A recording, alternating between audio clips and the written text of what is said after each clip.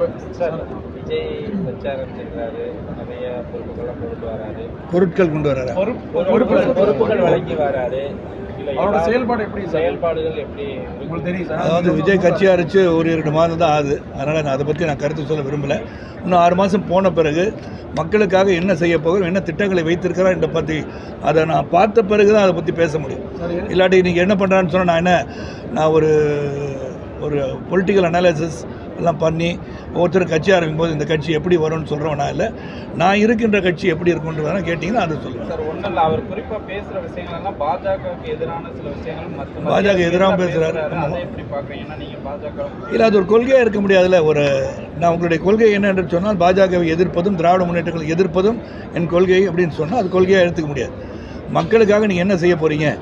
இப்போ இருக்கிற ஆட்சியாளர்கள், இருந்த ஆட்சியாளர்கள் மக்களுக்கு இன்னும் இதெல்லாம் செய்யலை, நான் புதிதாக திட்டத்தை உருவாக்கி செயல்படுத்த போகிறேன் என்று சொன்னால் அது கொள்கை.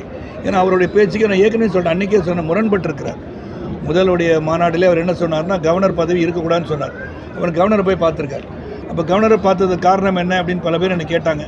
அப்போ நான் கருத்து சொல்ல விரும்பல. அண்மையில் நான் கமலாலயத்தை கொடியேற்றும் போது நான் சொன்னேன், ஒருவேளை கவர்னர்கிட்ட போய் நேராக போய் நான் கவர்னர் இருக்கக்கூடாதுன்னு சொல்லிட்டேன், அதனால் நீங்கள் உடனடியாக இங்கேருந்து போயிருங்கன்னு சொல்லியிருப்பாரோ அப்படின்னு நான் ஒரு கேள்வி எழுப்புறேன். அதனால் when you say something, think well and say it. அதான் என்னோட advice.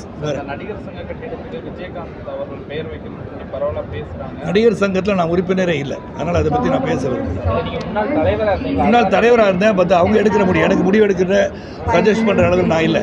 I'm not a member of Nadigar சங்கம்.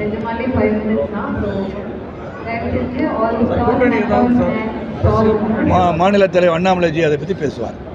நீங்கள் ஏதோ அந்த தலைவர் ரேஸில் ஏதாவது தலைவர் ரேஸ் இல்லையா? நான் ஒரு காரியகர்த்தாவாக இருக்கேன். திரு அண்ணாமலைஜி அவர்கள் மீது பெருத்த நம்பிக்கை வைத்திருப்பவன் நான். 2026 பாரதிய ஜனதா கட்சியின் ஆட்சி வருவதற்கு முழு முயற்சியை எடுப்பதற்காக காத்துக் கொண்டிருக்கின்றேன். கூட்டணி அதிமுகவோட பாஜக கூட்டணி அது மாநில தலைவர் அவர்கள் தெரிவிப்பார்கள்.